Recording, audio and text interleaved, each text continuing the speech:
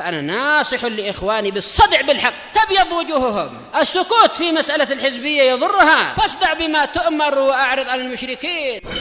سلامي على دماج ورجالها والشيخ يحيى ودار العلم يا سعد بانيها.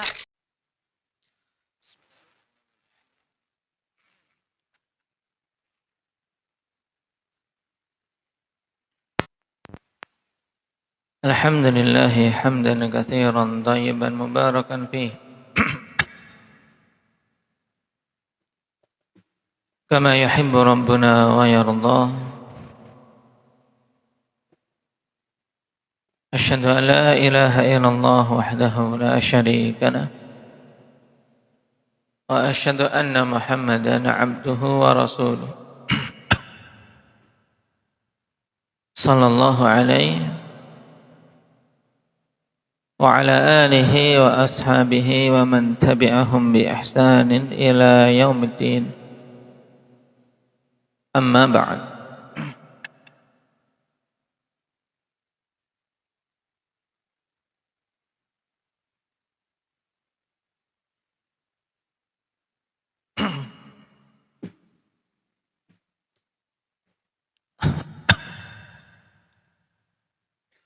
pertemuan yang lalu kita telah masuk pada bab yang ke-23, bab ma jaa fi sihr, yang mengenai hukum sihir. Kesimpulan ringkas tentang mengenai hukum sihir itu bagaimana indak ya Hudzaifah?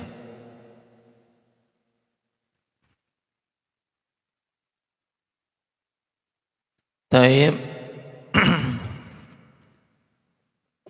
Apabila sihir yang dimaksud adalah jenis sihir yang menggunakan syaitan, maka itu jelas perbuatannya kekufuran dan berlakunya kafir, tidak ada khilaf.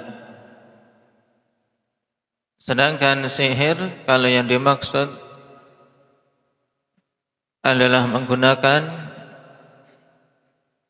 ramuan-ramuan atau asap atau serbuk dan obat-obatan, maka yang demikian hukumnya muharram, tapi tidak sampai tingkatan kafir. Yang untuk jenis kedua ini beberapa mutaqaddimun memasukkan dalam jenis sihir, tapi yang rajih bukanlah pembahasan sihir yang kita inginkan di sini. Tayyib, butuh untuk kita rinci demikian agar mencakup ikhwan apa yang dibahas oleh para ulama tentang permasalahan sihir, karena sebagian mereka masukkan dalam kategori sihir yaitu yang menggunakan obat-obatan, ramuan atau asap,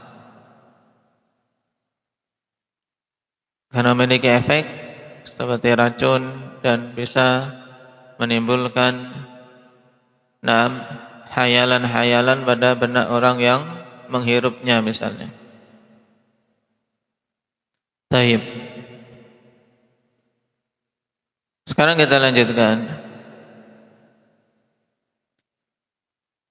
Qala al-musannif rahimahullahu ta'ala wa qawluhu ta'ala yu'minuna bil jibti wat taghut, telah kita lewati. Ayat ini lengkapnya bagaimana indak ya Mujahid? Pada bab sebelumnya, maja'ana ba'du hadhil ummah ya'budul awthan, depannya bagaimana?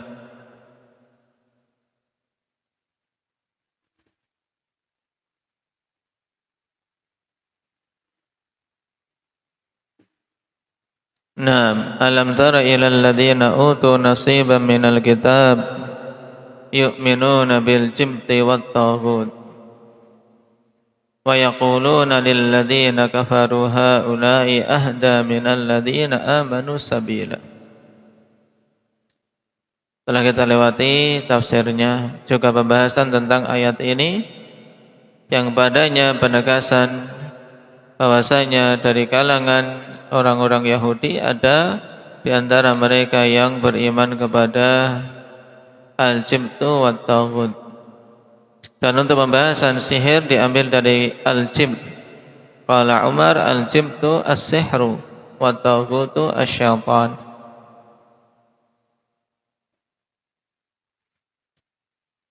Diambil dari apa? Tafsir Umar radhiyallahu anhu, di mana beliau menafsirkan al-jibtu adalah sihir dan taghut adalah syaitan. Dan tafsir ini akhwan masyhur dinisbahkan kepada Umar radhiyallahu anhu.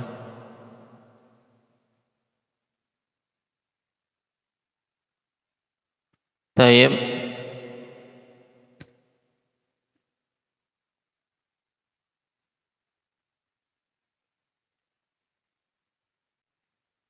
Dan dari sisi sanad, perhatikan ta'liq. Dha'ifun akhrajahu al-Bukhari mu'allaqan wa wasalahu Ibnu Jarir fi tafsirih. Wa Ibnu Abi Hatim fi tafsirih wa fihi Hasan ibnu Fa'id al-Absi. Qala Abu Hatim Syekh. Naam. Taib. Dan itu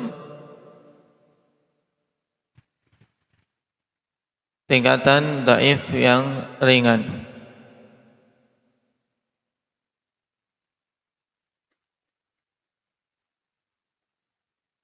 Wa qala Jabir at-tawaghitu kuhanun yanzilu alaihim syaitan fi kulli hayyin wahid. Dan Jabir mengatakan tawaghit di antara taghut-taghut adalah para dukun yang turun kepada mereka syaitan. Di setiap kampung ada satu. Athar ini sahih, akhrajal Bukhari mu'allaqan wa wasalahu Ibnu Jarir wa Ibnu Abi Hatim fi tafsirih min tariq Hajjaj an Ibnu Jurayj qala akhbarani Abu Zubair an Jabir wa Hajjaj huwa al-Missisi thiqah wa lahu tariqun ukhra akhrajaha Ibnu Abi Hatim fi tafsirih kama fi taghliq at-ta'liq wa fihi inqita' fa inna Wahab ibn Munabbih lam yalqa Jabir qala Ibnu Ma'in kama fi Jami' at-Tahsil. Hasan al-athar al-Imam al-Wadi'i fi tahqiqihi ala tafsir Ibn Katsir. Baik.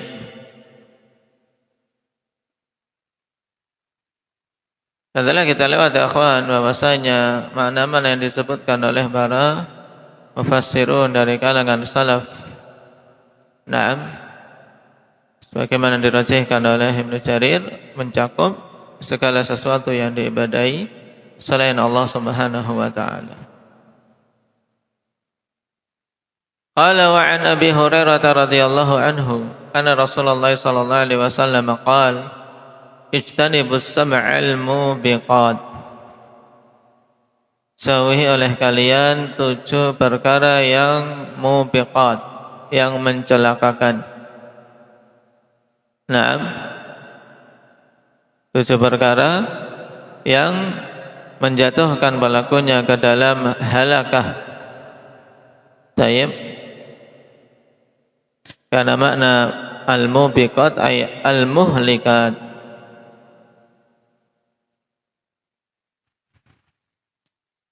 Dinamakan mubiqat li'annaha tuhliku fa'ilaha fid dunya bima yatarattabu 'alaiha minal 'uqubat wa fil akhirati minal 'adzab.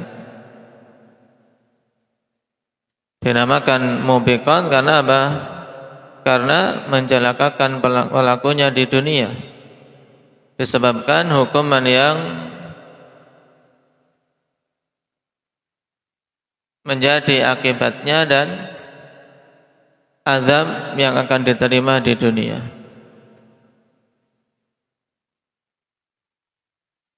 Dan Nabi SAW perintahkan kepada kita semua untuk menjauhinya. Qalu ya Rasulullah mahun. Mereka mengatakan, wahai Rasulullah, apa itu 7 perkara yang mencelakakan? Perhatikan, qala asyirku billah. Yang pertama adalah syirik pada Allah. Ini jelas. Nah, karena ini merupakan sumber segala keburukan. Asyirku billah. Wasihru, kemudian yang kedua sihir. Wa qatlun nafsil lati harramallahu illa bil haq, yang ketiga dan membunuh jiwa yang Allah Subhanahu wa taala haramkan kecuali dengan haknya. Tayyib, dan telah kita lewati bahwasanya al-haq yang dimaksud adalah apa? Perkara yang membolehkan untuk seorang dibunuh, seperti apabila dia murtad atau dia melakukan zina dalam keadaan muhsan, atau dia membunuh jiwa untuk diqisas dengan jiwa juga. Terkumpul dalam hadis siapa ini? Indak Ibadah. Terkumpul dalam hadis siapa? Dalam Arba'in.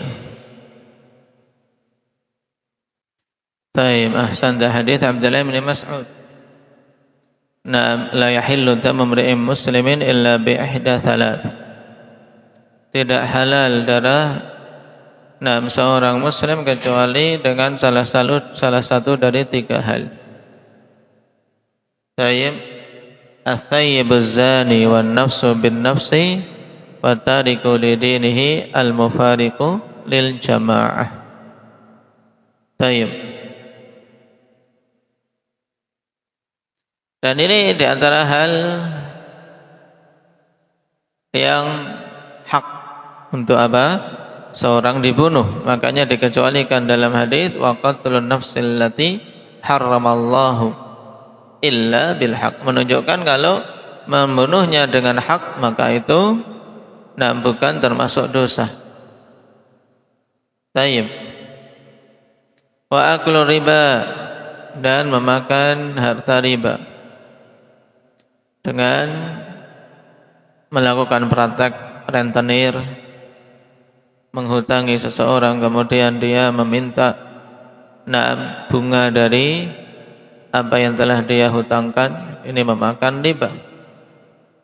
Dan demikian pula akhwan, praktek aklu riba yang banyak ada disadari adalah mereka-mereka yang menabung di bank dan mengambil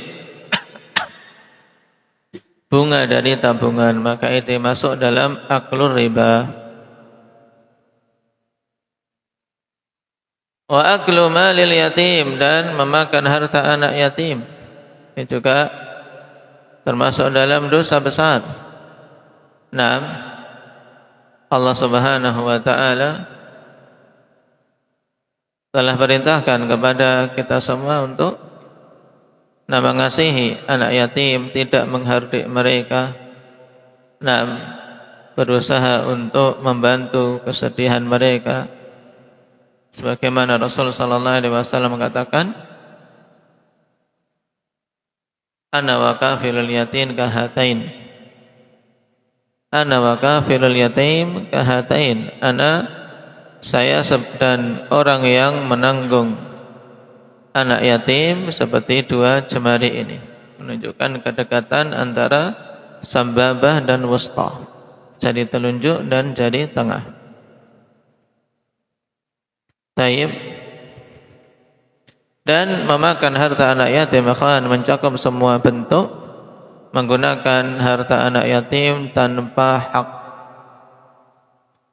dan menyia-nyiakannya, walaupun yang memakainya adalah orang yang mengasuhnya, tapi kalau dia memakainya dengan sia-sia maka terancam dengan hadis ini juga ayat innal ladzina ya'kuluna amwalal yatama zulman innama ya'kuluna fi butunihim nara wa sayaslawna sa'ira.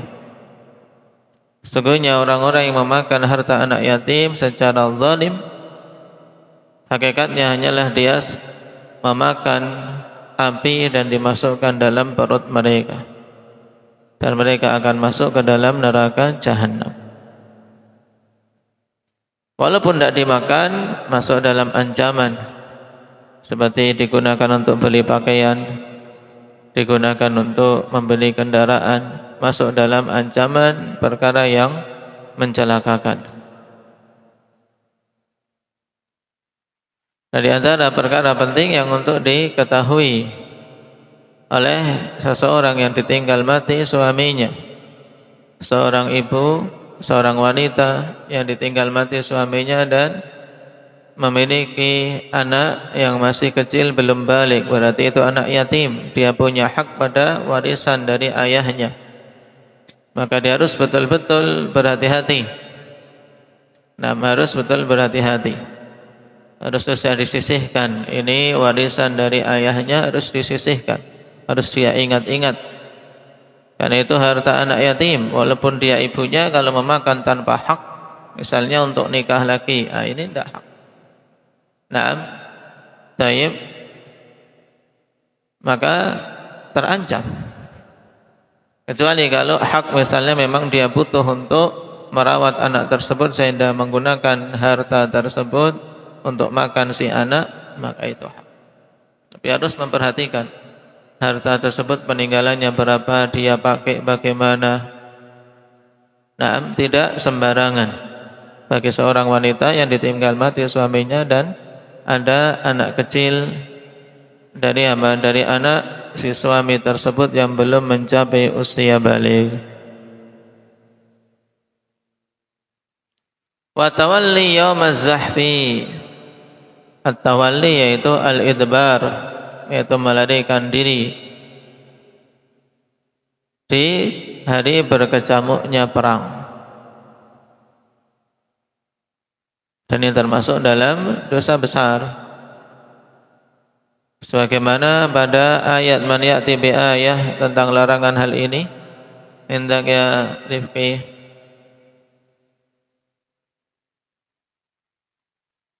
Pada surat Al-Anfal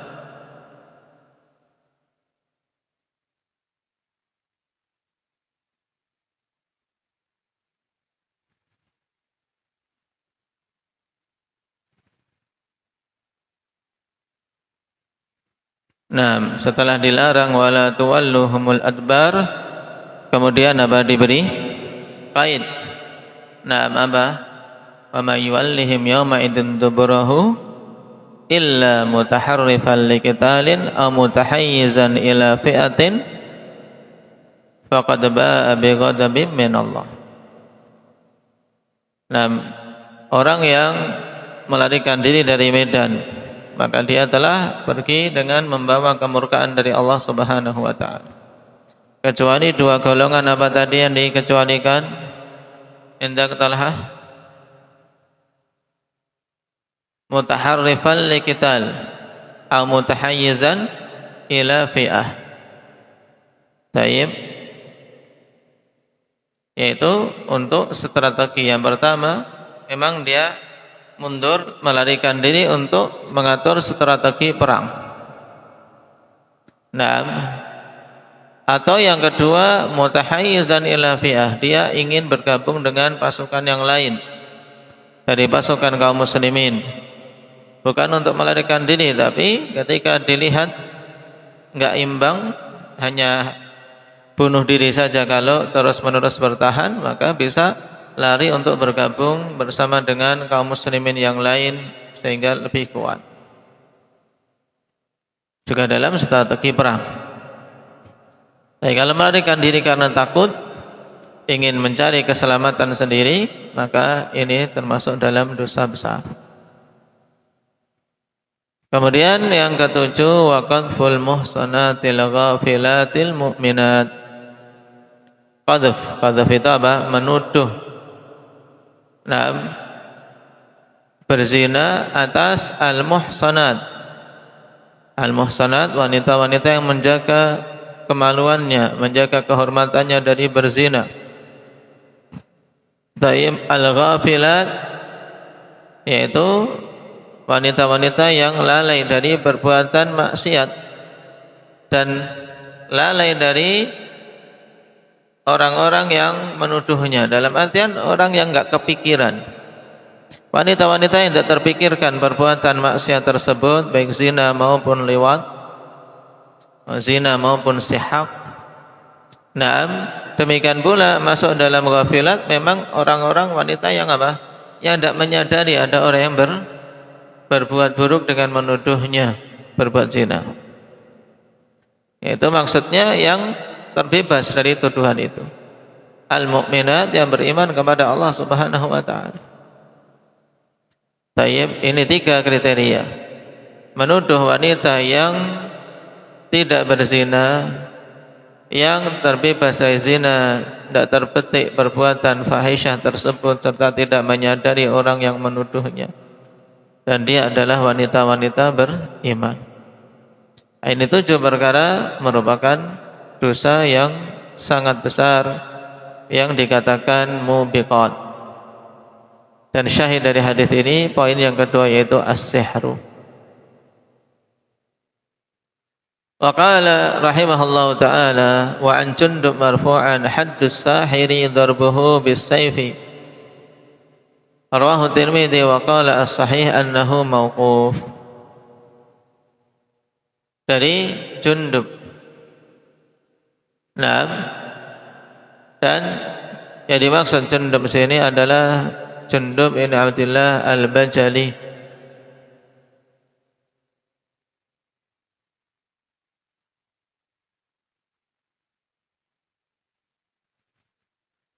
Ini kalau melihat apa yang disebutkan oleh Imam At-Tabrani dalam Al-Kabir. Nah,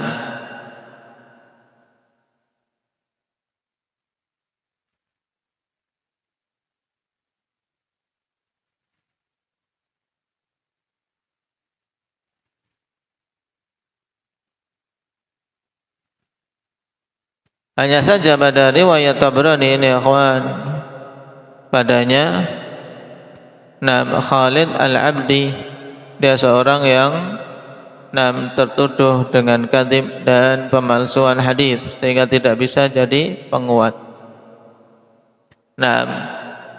Dan yang rajih Jundub yang dimaksud sebagaimana dikuatkan oleh Al-Hafidz Ibnu Hajar rahimahullahu taala, beliau adalah Jundub al-Khair al-Azdi. Bukan Jundub bin Abdullah al-Bajali, tapi Jundub al-Khair al-Abdi.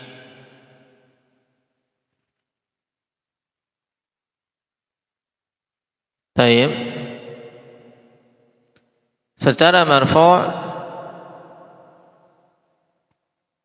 dikatakan di sini haddus sahiri darbatun bisayf. Kalau dicetakan kita darbatun bisayf, atau pada cetakan lain darbuhu bisayf. Hukum had bagi penyihir adalah apa? Dipenggal dengan pedang. Hadits rawahu Tirmidzi wa qala as-sahih annahu mauquf. Yang sahih annahu mauquf.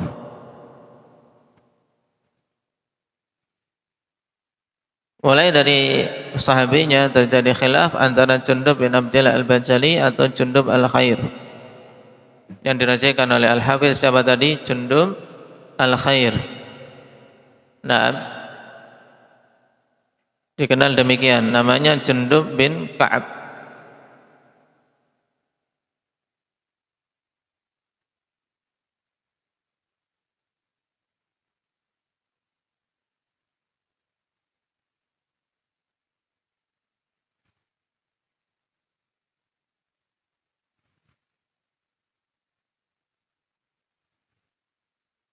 Dan riwayat secara marfu' ikhwan haddus sahiri darbatun bisayf lemah secara marfu'. Ada pun riwayat yang mauquf ini juga syadidud dha'f, padanya kelemahan yang sangat.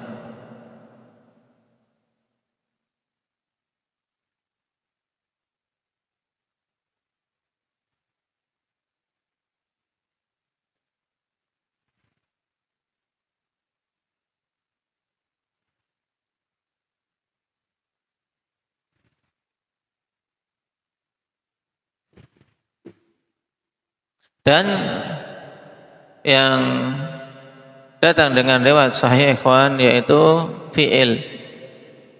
Nah, fi'il yaitu contoh perbuatan dari beberapa sahabat. Nah, dari beberapa sahabat diriwayatkan ikhwan dengan sanad yang sahih. Nah, dari Uthman, demikian pula Ibnu Umar dan Hafsah. Dikeluarkan oleh Ibnu Abi Syaibah. Naam, dan Abdul Razak sanadnya sahih. Mereka berpendapat bahwasanya penyihir hukumannya adalah dengan dibunuh. Dan juga athar Jundub bin Abdullah dalam Musannaf bin Abi Syaibah, anna Junduban qatala sahiran aw arada an yaqtulah, dan sanadnya sahih. Ini dalam riwayat Ibnu Abi Syaibah dengan Jundub bin Abdillah. Ada kemungkinan Jundub al-Khair dan itu yang lebih kuat. Kemudian juga datang dari Qais bin Sa'ad dengan sanad yang sahih juga bahwasanya annahu qatala sahiran, bahwasanya beliau membunuh penyihir. Dan juga athar dari Umar bin Abdul Aziz, sanadnya sahih, bahwasanya hukuman penyihir adalah dibunuh. Tayyib.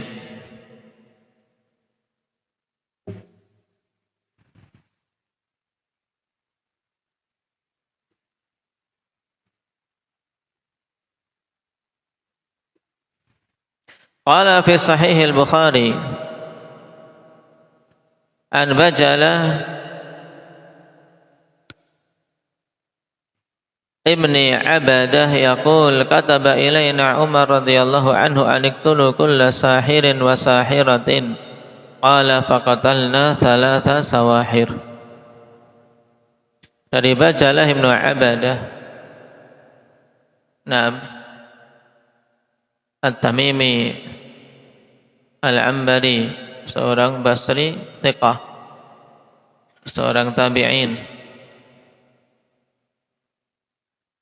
bahwasanya Umar menulis surat kepada kami untuk membunuh setiap penyihir laki-laki dan penyihir perempuan. Maka kata Bajalah, kami pun membunuh 3 penyihir. Ini karena mereka umara saat itu untuk menegakkan hukum atas para penyihir yang membuat kerusakan. Hadisnya sahih atau athar ini sahih, akhrajal Bukhari fi sahih min ghairi dzikri qatlis sahara. Naam. Wa sahahu al-'Allama al-Albani fi sahih Sunan Abi Dawud.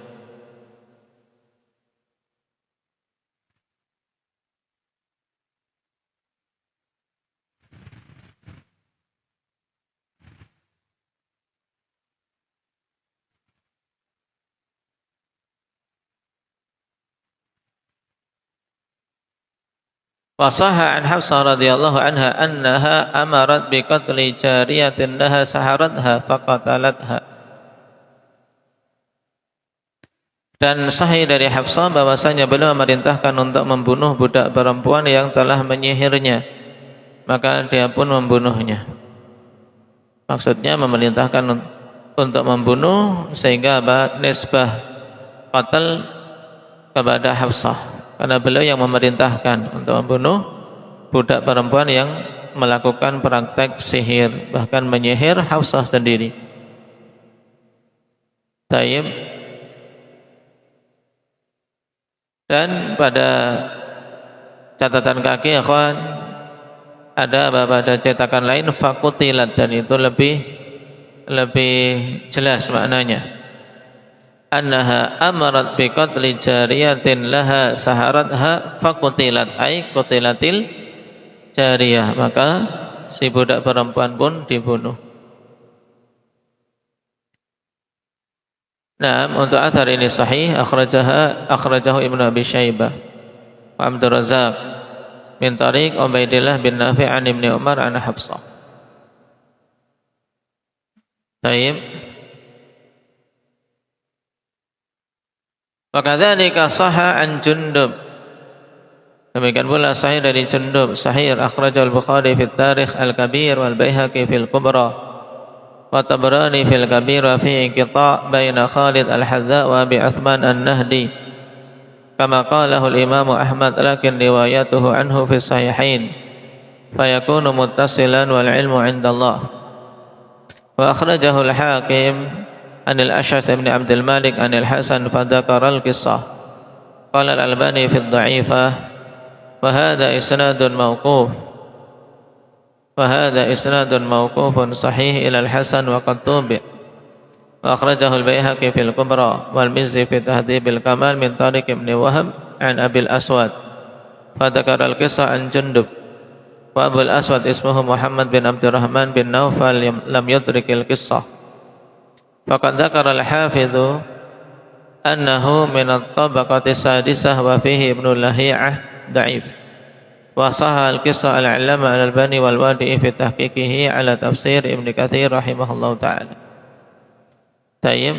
Dan Jundub yang dimaksud di sini Jundub al-Khair, sebagaimana ditegaskan tadi, beliaulah ikhwan yang rajih yang membunuh penyihir.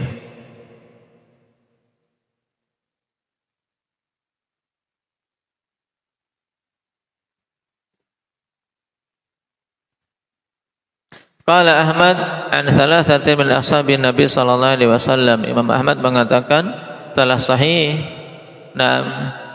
Tayyib membunuh penyihir itu dari 3 sahabat Nabi sallallahu alaihi wasallam, yaitu dari Umar, Hafsah dan Jundub. Tayyib sebagaimana disebutkan sebelumnya.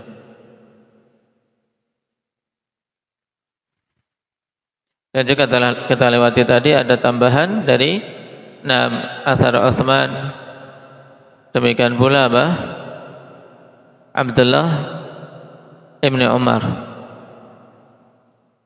Taib.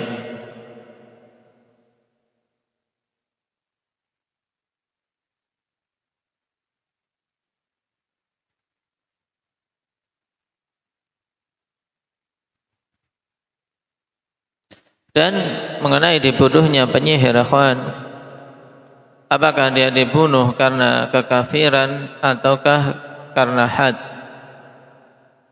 Jadi hukum penyihir dibunuh itu karena murtad atau karena itu hukum had?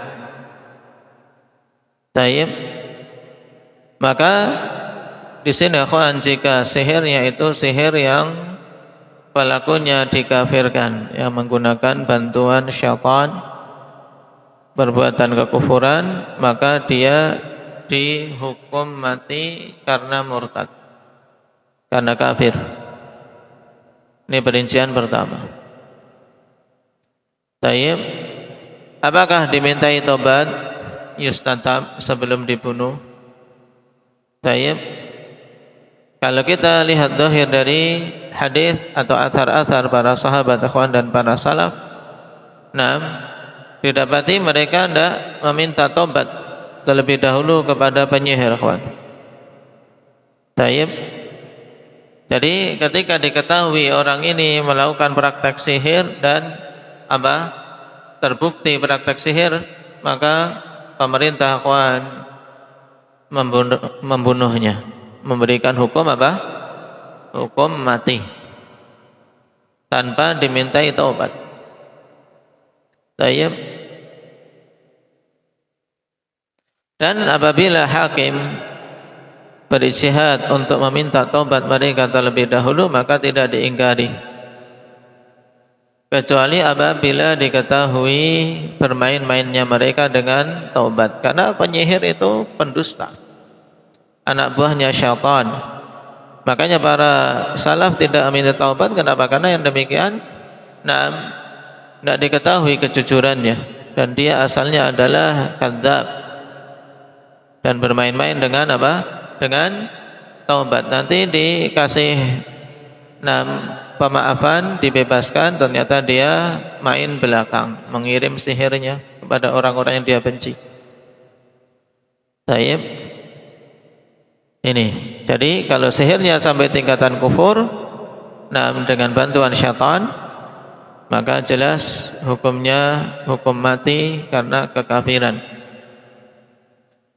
Adapun kalau sihirnya tersebut tidak sampai metode bentuk sihir yang kafir seperti tadi yang diungkapkan oleh sebagian ulama yang menggunakan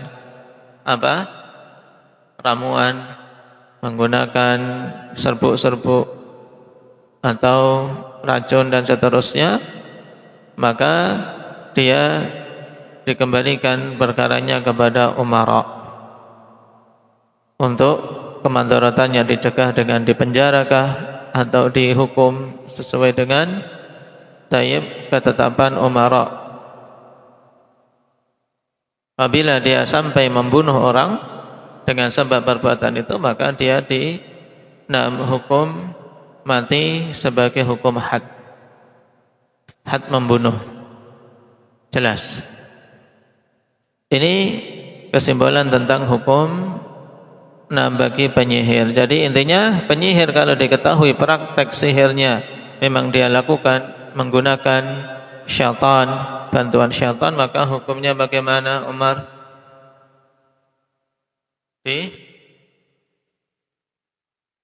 Dihukum apa? Dihukum mati.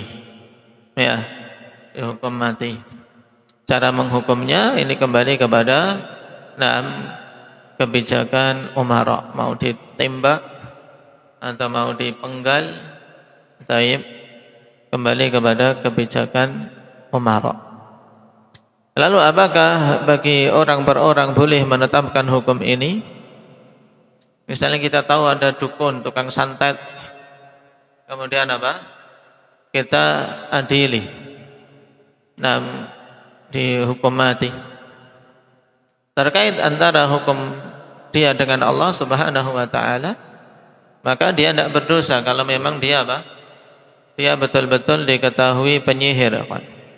Tapi untuk hukum zahir dengan manusia, maka sebagaimana dirajikan oleh Syekhuna Yahya hafizahullah ta'ala, tetap dikenakan hukum secara zahir. Kalau dia membunuh berarti ya terkena qisas. Kenapa? Karena kalau pintu ini dibuka, maka akan muncul kerusakan dan faudah, keributan. Maka orang ketika membunuh seseorang, aku lihat dia sihir. Akhirnya orang banyak membunuh dengan alasan bahwasanya yang dibunuh adalah penyihir. Dan ini banyak terjadi akhwan dulu. Ketika beberapa kiai atau beberapa ada dulu kan pernah ramai atau pembunuhan terhadap beberapa kiai, alasannya dia dukun atau apa. Ini kan tidak benar. Dalam artian betul atau tidak. Kalau memang betul ya memang itu hukumnya. Cuman bukan orang per orang yang menetapkannya. Bukan orang per orang yang menetapkannya. Tapi kembali kepada umara untuk betul-betul ditetapkan apa dia betul-betul penyihir ataukah tuduhan palsu. Tuduhan palsu belaka. Baik, naktahi bihadza walhamdulillahi.